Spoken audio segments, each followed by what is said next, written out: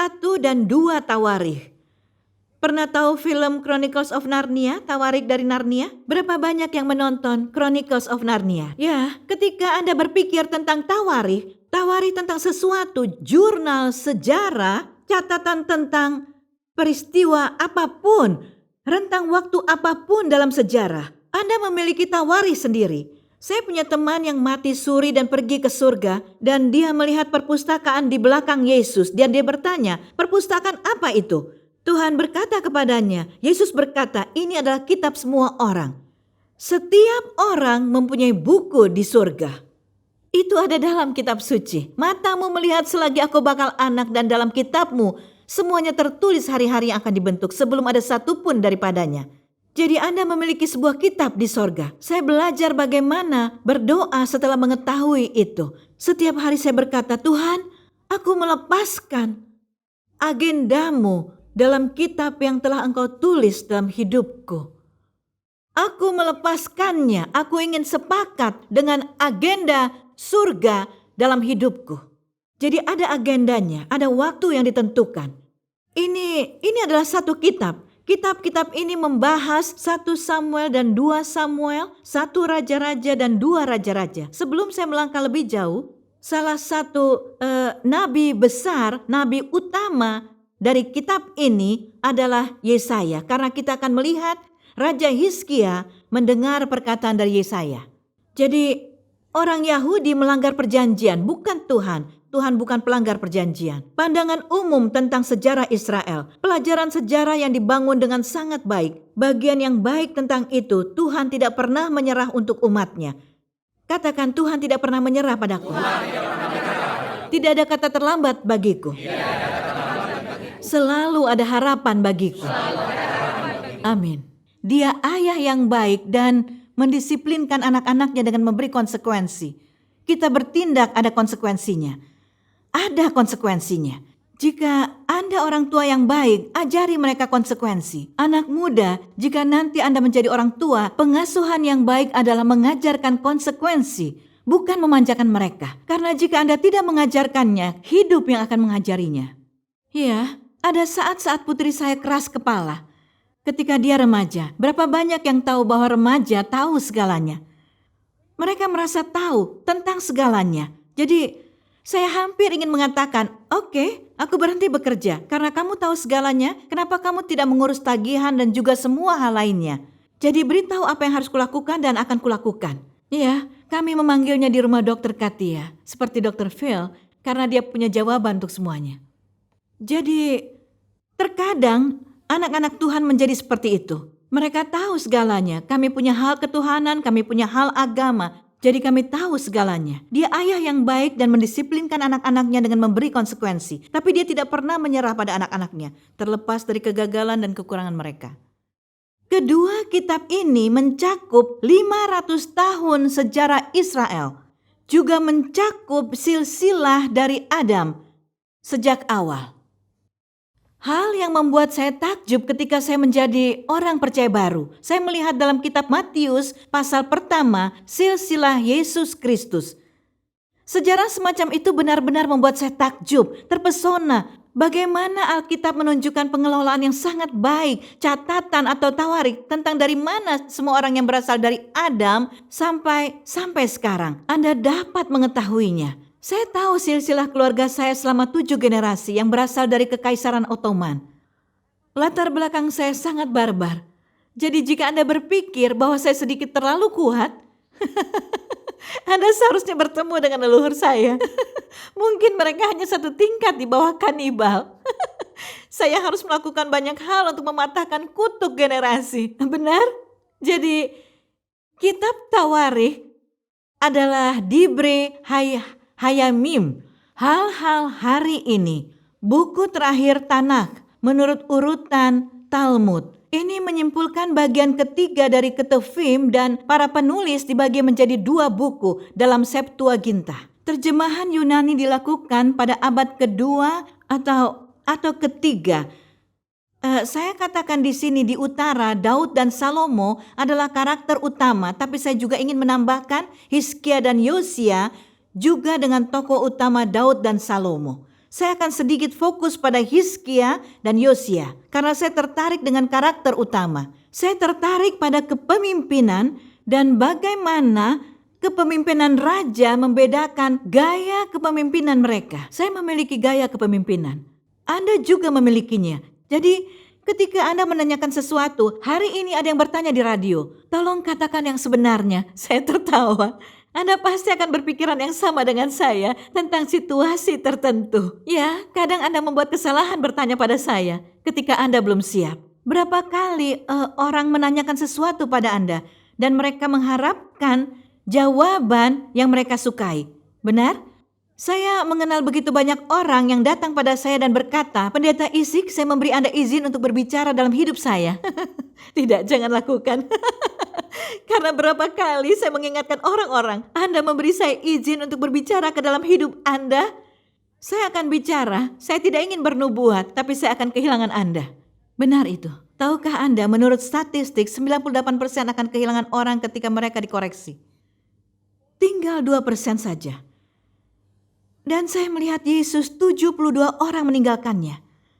Mereka tidak bisa menerimanya. Saya tidak tahu persentase 72 tinggal 12, 70 meninggalkannya. Iya, mereka meninggalkan Yesus. Ketika Anda mengatakan yang sebenarnya, dua hal terjadi. Satu, hati mereka menjadi lebih keras seperti Firaun di Mesir dalam Keluaran. Ketika mengatakan yang sebenarnya, akan ada serangan balik dan hati mereka akan mengeras dan Anda menjadi musuh mereka. Itu yang pertama. Dan yang kedua, kebenaran. Anda akan menemukan kebenaran. Kebenaran akan membebaskan. Tapi kebenaran menyinggung Anda, menyakiti Anda, menghancurkan Anda. Saya tersinggung oleh pesan Injil. Saya sangat senang bahwa saya tersinggung karena pelanggaran itu membawa saya ke kehancuran dan sakit hati dan rasa itu membawa saya kepada Kristus. Oke? Terkadang Anda harus mengambil risiko untuk terluka dan rasa sakit itu akan menghasilkan keselamatan, pembebasan, terobosan Anda. Jika tidak, Anda akan terluka dan menjadi sengsara di sisa hidup Anda dengan cara yang salah. Jadi kebenaran adalah hal yang kedua. Itu menyakiti seseorang, menghancurkan seseorang, itu melembutkan seseorang, dan hasil dari pertobatan, hasil pertobatan dalam kebebasan dan terobosan dan pembebasan. Jadi saya percaya tidak peduli apa yang harus Anda lakukan atau hasil apa yang Anda dapatkan sebagai seorang pemimpin spiritual, tanggung jawab kita adalah memberitakan kebenaran karena ini bukan permainan popularitas, ya. Jadi jika Anda siap dengan 2%, Yesus mengubah dunia dengan 11. Salah satu dari mereka bunuh diri. Tapi Yesus mengajar 11 murid itu. Kemudian satu menggantikannya. Dan dengan Paulus kita bicara tentang sedikit orang yang mengubah sejarah umat manusia bagi Kristus. Bukan tentang angka. Dan kemudian kita akan fokus pada dua raja ini, Hizkia dan Yosia. Dua lensa studi, perjanjian Musa dan perjanjian Daud yang kita lihat di sini. Israel ditetapkan sebagai bangsanya yang istimewa. Jika mereka mematuhi hukum Allah, Allah memberkatinya. Tetapi jika Israel menolak hukum Allah, Allah mendisiplinkan mereka. Saya ingin bertanya, ketika Anda melihat seseorang, dapatkah Anda menyadari mereka diberkati atau dikutuk? Ini pertanyaan besar. Dapatkah Anda melihat ketika saya melihat sebuah keluarga? Saya minta maaf untuk mengatakan ini. Kadang saya melihat bahwa keluarga ini hidup di bawah kutukan. Dengar, Anda tidak harus menjadi seorang nabi. Lihatlah dinamika keluarga. Lihatlah anak-anak. Lihat penyakit mental. Anda dapat segera melihat pintu iblis terbuka di keluarga itu karena ayah atau ibunya.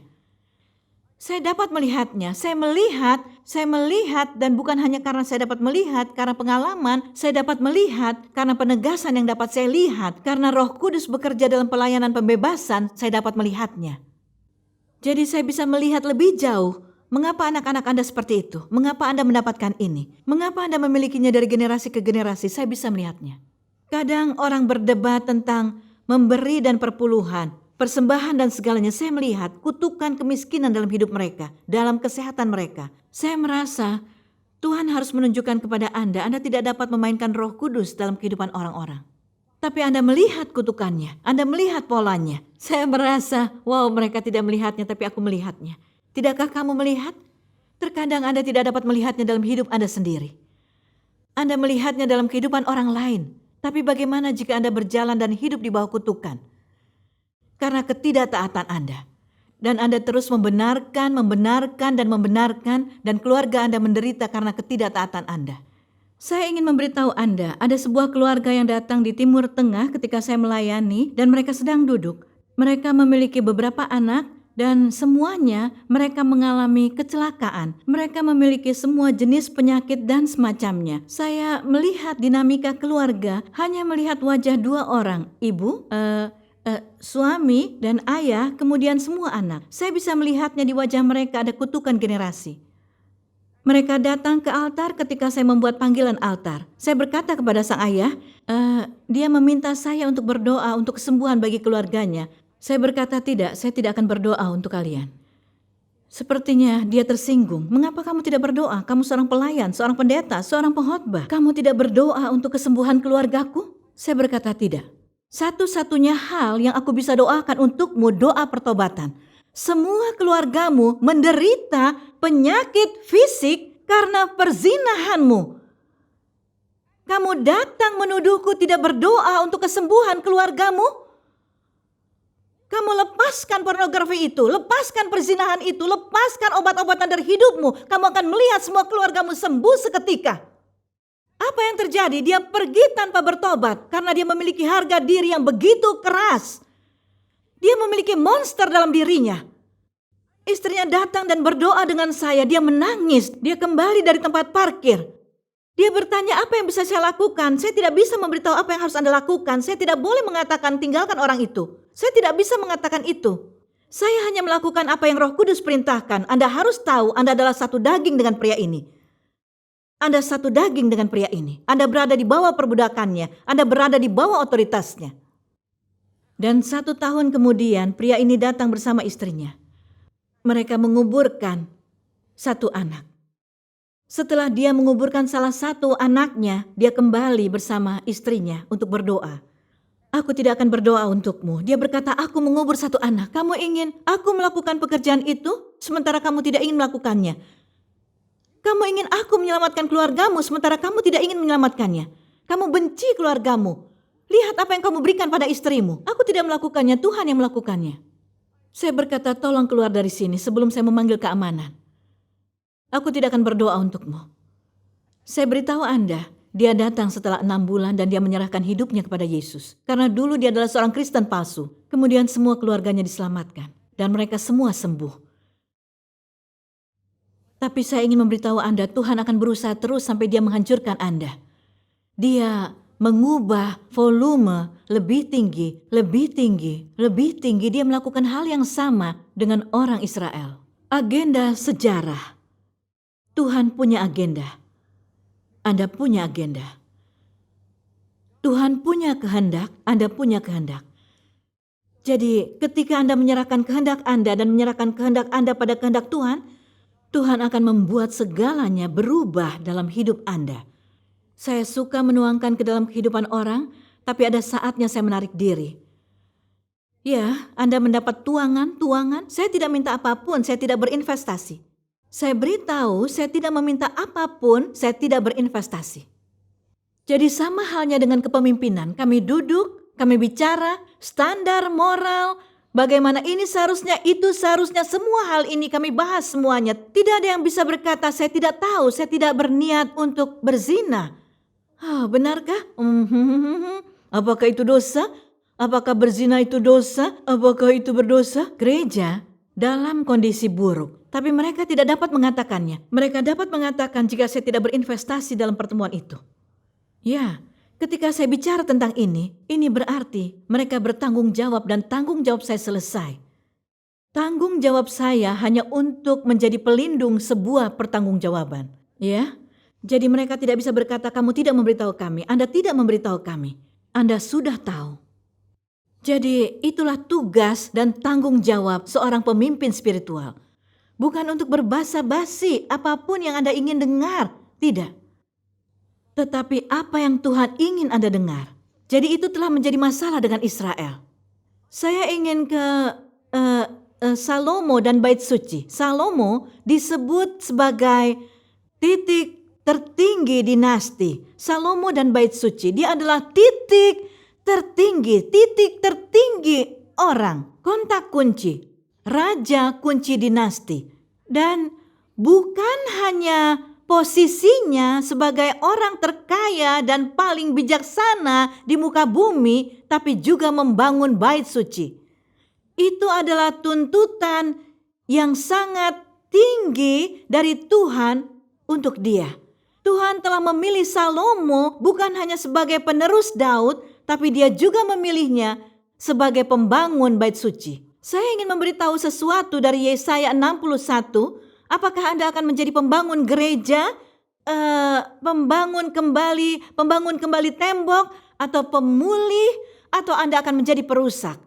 Anda harus ambil keputusan. Jika Anda dipanggil ke dalam kepemimpinan, apakah Anda akan menjadi pemulih atau perusak?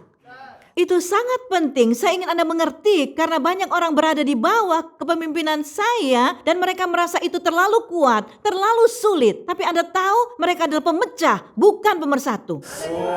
Mereka membuat gereja kedua, gereja ketiga, keempat dengan platform yang kami sediakan karena mereka mencari agenda mereka. Mereka tidak mencari kesatuan gereja, agenda dan visi gereja. Ya, saya memberitahu semua pelayan, Anda tidak dapat memiliki orang di bawah kepemimpinan Anda jika mereka akan menjadi tangan kedua dan kepala kedua. Ya, dua visi adalah perpecahan. Benar? Jadi bahkan ketika Anda mengkonseling orang, Anda akan sejajar dengan nasihat yang diberikan oleh kepemimpinan senior. Terkadang saya mungkin mengatakan sesuatu yang sangat aneh. Anda tahu mengapa? Karena saya melihatnya dari dimensi yang berbeda, sudut yang berbeda. Anda akan mengerti itu. Anda mungkin berkata, di mana kasih karunia-Nya? Saya dapat memberi Anda beberapa alamat gereja lain yang dapat Anda temukan. Anda tidak harus berada di sini. Ya, ada kasih karunia Tuhan di sini, tapi tidak ada kasih karunia iblis di sini. Jika Anda menginginkan gereja seperti itu, hei, ada klub malam. Anda bisa pergi ke sana juga dan Anda dapat melatih banyak kasih karunia. Tapi saya serius tentang ini. Saya di sini bukan untuk mengejek atau mengolok-olok Anda, tapi memang mungkin begitu, tapi saya minta maaf untuk itu. Tujuan utamanya adalah memahami hati Tuhan. Tuhan sedang mencari pembangun bait suci. Ya, pembangun bait Allah. Bait Allah itu adalah Anda. Ya, kita adalah pembangun. Kita adalah pembangun dan Roh Kudus adalah sumber kita. Kebenaran Tuhan, firman Tuhan adalah sumber kita. Ada orang yang lapar, mereka ingin dibangun kembali dari Timur Tengah dan mereka mempelajari Injil agama tradisional ini. Kemudian di sisi lain mereka begitu dekat dengan tradisi gereja Katolik Ortodoks. Evangelis, mereka adalah gereja Timur Tengah. Di sisi lain ada gereja Barat. Oh, hei, Kesera, kamu tahu? Apapun itu, mari bergembira, Yesus temanku, Yesus sahabatku, kita berteman, beri aku tos. Kita bisa melakukan apa saja bersama, Ada konsep. Saya menggunakan istilah ini begitu banyak di sini. Jika ini yang dikatakan Tuhanmu adalah iblisku. Kadang orang mengatakan kepadaku, Tuhan menyuruh aku melakukan ini. Wanita ini mengatakan Tuhan menyuruh aku untuk tidur dengan pria itu. Kalau begitu Tuhanmu adalah iblisku. Tuhan menyuruh aku melakukan itu. Kalau begitu Tuhanmu adalah iblisku. Orang-orang begitu kacau sehingga mereka tidak dapat membedakan apakah mereka mendengar suara Tuhan atau mendengar suara iblis. Atau mungkin bisa Anda datang ke tempat keselarasan. Ini yang Tuhan inginkan, bawa diri Anda ke tempat keselarasan. Apa itu keselarasan? Ini adalah kata yang penting, penyelarasan. Penyelarasan studi, penyelarasan berarti ada sorotan di sini. Sorotan itu adalah kebenaran dan wahyu serta bimbingan Roh Kudus. Anda berada dalam kegelapan, berjalan dalam kegelapan dan berpikir bahwa Anda sedang berjalan dalam terang. Anda sangat tertipu dan kecewa dan Anda membawa diri Anda di bawah sorotan kebenaran yang menyinari Anda. Anda begitu tersesat dengan cara Anda sendiri dan percaya pada si anu dan si anu dan si anu dan si anu dan si anu, dan Anda bahkan tidak tahu siapa diri Anda lagi. Tetapi Anda berkata, ini tidak berhasil dan itu tidak akan pernah berhasil. Lebih baik saya membawa diri saya di bawah sorotan ini. Lihat, Anda lihat? Ya. Cahaya merah muda mengenai saya. Anda perlu membawa diri Anda ke dalam keselarasan itu. Saya selalu berdoa setiap hari, Tuhan, saya ingin selaras dengan kehendak-Mu. Bawa diri Anda di bawah keselarasan Tuhan. Itulah tujuan Allah bagi bait suci. Ya, kami melihat tujuannya. Maksud dan penekanan dari Tawarikh adalah untuk membawa harapan akan Mesias yang akan datang dari garis keturunan Daud. Sementara sejarah Tuhan, umat Tuhan dirusak, itu tidak mengarah pada keputusasaan. Tawarikh membantu kita untuk memahami Mesias, Raja di atas segala raja, percaya pada janjinya. Carilah dia dengan sepenuh hati dan biarkan dia berperang dalam pertempuran kita. Perbedaan antara raja-raja dan Tawarikh, raja-raja adalah kenabian, Tawarikh adalah iman, karena ada hukum, ada agama. Raja-raja bermoral, Tawarikh rohani. Raja-raja adalah politik, Tawarikh religius. Raja-raja menunjukkan kegagalan, Tawarikh menunjukkan kemenangan. Raja-raja menunjukkan kemarahan, Tawarikh menunjukkan penebusan. Raja-raja menunjukkan negatif, Tawarikh menunjukkan positif. Anda tahu apa yang saya suka? Saya suka Tuhan sebagai penulis, jurusan saya sastra. Jadi saya membaca buku dari perspektif sastra. Tuhan adalah penulis yang luar biasa, penulis supranatural. Dia memberikan hal-hal kepada kita secara kontras. Itu yang saya suka dari Tuhan. Dia menciptakan terang, maka jadilah terang. Dan ada kegelapan dan terang. Ada baik dan jahat. Jadi Tuhan menciptakan segala sesuatu dengan kontras. Ada kontras dari segala sesuatu. Kehendaknya, kehendak iblis. Segala sesuatu yang Anda lihat, bahkan dalam kepengarangannya, memiliki kontras. Dia memberi Anda pilihan, dia memberi saya pilihan. Dalam kontras ini, tempat mana yang akan kita ambil. Dan dia pemain catur yang hebat. Berapa banyak yang tahu cara bermain catur? Oke, iya. Banyak orang pintar di sini. Jadi, pemain catur yang baik, salah satu pemain catur terbaik sepanjang masa adalah Kasparov. Saya tidak tahu sebutannya dalam bahasa Indonesia, Kasparov. Dan dia akan melihat dengan langkah pertama di akhir pertandingan. Langkah pertama untuk pemain catur adalah permainan akan berakhir. Sebelum Anda lahir ke dunia, Tuhan bahkan tahu bagaimana takdir Anda akan berevolusi dan dibangun. Apa yang kami percaya? Bahwa Tuhan memiliki tujuan dan rencana untuk hidup Anda. Dan Tuhan melihat kerangka waktu sangat berbeda dari kita karena Dia melihat kemarin, hari ini, dan masa depan sekaligus. Jadi kita tidak dapat memahami bagaimana tepatnya takdir bekerja bagi kita, tetapi kita semua perlu datang ke tempat pengambilan keputusan dengan kehendak bebas kita sendiri untuk memilih Yesus Kristus sebagai Tuhan dan Juru Selamat kita untuk memiliki hidup yang kekal. Ya, jadi Tuhan berkata keinginannya adalah tidak ada yang akan binasa. Ya, jadi kita tidak bisa memberitahu orang-orang dia dikutuk di neraka atau ditakdirkan untuk masuk neraka. Tidak bisa seperti itu. Kita tidak bisa mengatakan di mana mereka. Ya, apakah Anda pikir ini dan itu bunuh diri? Kemana mereka pergi? Rahmat Tuhan lebih cepat dari sebutir peluru. Kita tidak tahu di menit terakhir, detik, apa yang Tuhan lakukan untuk mereka. Kita tidak tahu selain apa yang Alkitab katakan tentang siapa yang dikutuk, ya. Karena neraka dikutuk, tapi kita tidak bisa berkata apa-apa. Ada yang bertanya pada saya, apakah Salomo di neraka? Saya tidak tahu, Alkitab tidak mengatakan itu. Saya yakin Tuhan berurusan dengan dia di saat terakhirnya. Pasti tidak terlalu baik, tapi saya tidak tahu. Atau Raja Saul tidak ditulis, dia meninggal karena ketidaktaatannya. Kata kitab suci, tidak disebutkan dia ke neraka. Kita tidak tahu. Jadi ketika kita tidak tahu seseorang yang melakukan sesuatu yang mengerikan dan membunuh orang, kita tidak tahu apa yang terjadi. Ketika saya mengatakan hal seperti ini, ada seorang pembunuh berantai dan dia dalam penjara. David Berkowitz. Namanya David Berkowitz. Dia memberikan hidupnya kepada Yesus. Putra Sam. Putra Sam. Dia memberikan hidupnya kepada Yesus. Saya membuat program tentang dia, hidupnya. Banyak orang, bahkan orang Kristen menyerang saya. Dia ditakdirkan untuk masuk neraka. Dia hidup dan dia memberikan hidupnya kepada Yesus.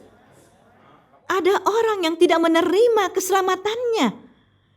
Jadi semua hal ini, semua doktrin yang salah ini berasal dari mana kita tahu.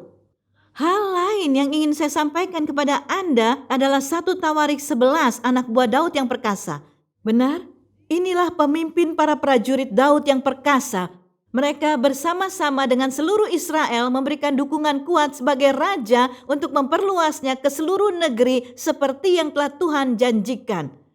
Ini memberikan daftar prajurit perkasa Daud. Apa yang sangat menarik bagi saya, mereka memiliki kekuatan supranatural, kebijaksanaan supranatural karena mereka tunduk pada kerajaan dan otoritas Daud. Perhatikan jenis penutup dan otoritas apa yang Anda tempatkan pada diri Anda sendiri. Ketika Anda menempatkan diri di bawah otoritas yang kuat, benar dan suci, Anda akan mencari dan melihat manfaat dari otoritas semacam itu dalam kepemimpinan. Ketika Anda menempatkan diri Anda di bawah otoritas yang jahat, Anda akan melihat buah yang rusak dari otoritas itu. Berapa banyak pelayanan yang saya tahu, bukan berarti orang tidak sakit, mereka tidak pergi ke operasi atau ini, tetapi itu adalah kekacauan yang konstan, kekacauan yang konstan, tanpa henti, kekacauan sepanjang waktu. Ya, saya sudah terbiasa dengan penganiayaan, saya terbiasa dengan fitnah dan pemalsuan, juga kebohongan, semuanya. Tapi itu bagian dari pelayanan. Pelayanan datang dengan harga. Ya, seseorang satu hari setuju, lain hari melawan Anda. Tapi saya tahu bagaimana musuh beroperasi dalam kepemimpinan. Saya ingin memberitahu Anda ketika Anda berada di bawah kepemimpinan yang kuat dengan urapan raja, apa yang terjadi? Anda akan menjadi orang yang perkasa. Satu dari Anda menjadi 1000, tali Anda menjadi sebuah bangsa. Karena Anda datang ke dalam persatuan. Persatuan dengan integritas, kesatuan dengan otoritas, bersatu dengan cinta, kesatuan dengan Yesus Kristus. Ketika Anda berada di bawah kepemimpinan seperti itu, Anda tidak akan kehilangan apa yang Anda menangkan. Ini akan menjadi sulit, ini akan sulit, ini akan berkilau, ini akan menyentuh kulit Anda, itu akan menyentuh daging Anda, ini akan membuat Anda merasa tidak nyaman. Saya janji karena Anda belum pernah alami sebelumnya. Tapi saya ingin memberitahu Anda ada kuasa dan tanda-tanda ajaib dan keajaiban tunduk pada kepemimpinan semacam itu.